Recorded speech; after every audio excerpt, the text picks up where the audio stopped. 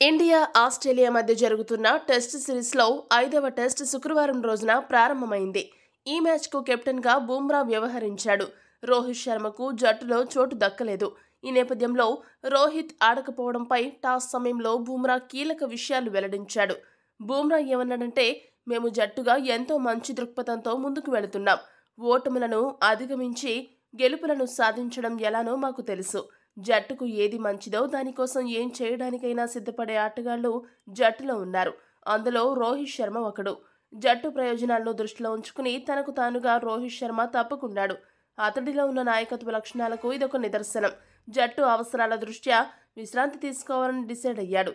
ఈ నిర్ణయం అతడి నాయకత్వ లక్షణాలను సూచిస్తుంది. అదే సమయంలో జట్టులో ఉన్న ఐక్యతకు ఇది నిదర్శనం. స్వార్థపు ఆలోచనలు జట్టులో ఎవరికీ లేవు.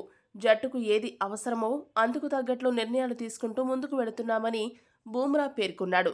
అయితే బుమ్రా చెప్పిన దానికి విరుద్ధంగా కొంతమంది విశ్లేషకులు తమ అభిప్రాయాల్ని వ్యక్తపరుస్తున్నారు. ఆ వివరాలేంటి అంటే, రోహిత్ శర్మపై వేటు వేయాలనే ఉద్దేశం జట్టు యాజమాన్యానికి మొదట లేదు. ఎందుకంటే రోహిత్ శర్మకు ఇదే చివరి టెస్ట్ మ్యాచ్ అని అందరికీ తెలుసు. కానీ ఎప్పుడైతే డ్రెస్సింగ్ రూమ్లో జరిగిన విషయాలు మీడియాకు లీక్ అయ్యాయో అప్పుడే మొత్తం లెక్కలు మారిపోయాయి. రోహిత్కు చాలా సన్నిహితుడైన జర్నలిస్ట్ ఒకరు డ్రెస్సింగ్ రూమ్లో ఏం జరిగిందో పూసగుచ్చినట్లు వార్తలు రాశాడు. ఇది కాస్త బీసీసీఐకు కోపం తెప్పించింది. అదే సమయంలో గంభీర్ కూడా డ్రెస్సింగ్ రూమ్లో జరిగిన విషయాలు బయటకు రావడం బాధాకరం. నిజాయితీతో దేశం కోసం ఆడేవారు ఎవరూ ఇలా చేయరు. డ్రెస్సింగ్ రూమ్ విషయాలు డ్రెస్సింగ్ రూమ్కే పరిమితం అవ్వాలని కుండబద్దలు కొట్టాడు.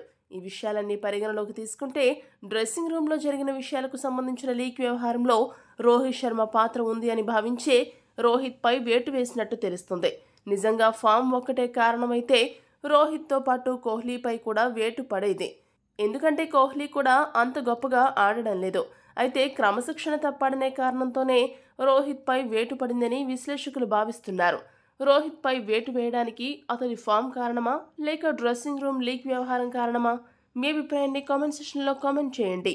మరిన్ని స్పోర్ట్స్ అప్డేట్స్ కోసం మా ఛానల్ను సబ్స్క్రైబ్ చేసుకోండి.